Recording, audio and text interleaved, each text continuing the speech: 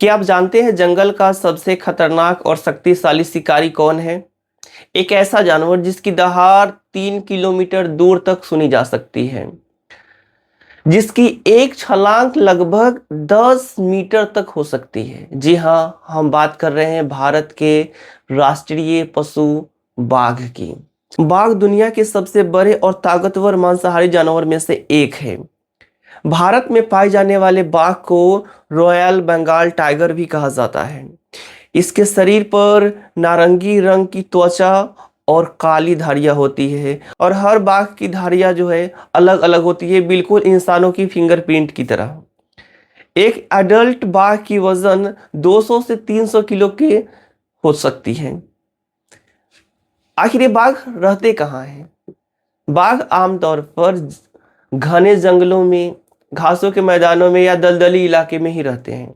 भारत के कई famous tiger reserve हैं, जैसे Jim Corbett national park, Sundarban tiger reserve जैसे कई फेमस टाइगर रिजर्व हैं।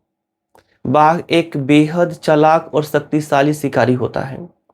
यह ज्यादातर हिरन, जंगली सुगर और दूसरे जानवर का शिकार करते हैं।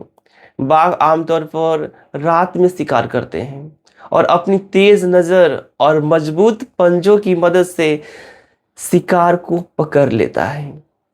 बाघों की संख्या क्यों कम हो रही है?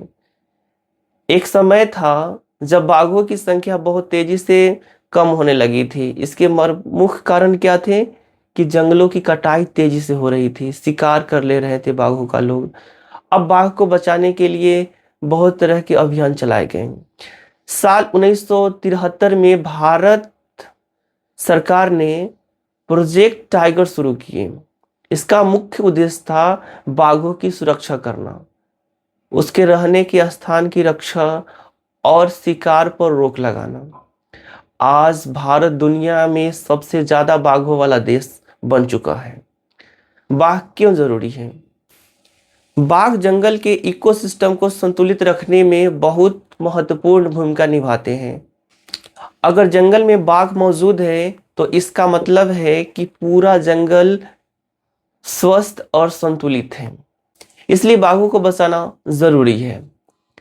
बाघ सिर्फ एक जानवर नहीं है, बल्कि हमारे प्रकृति की शान, भारत की पहचान।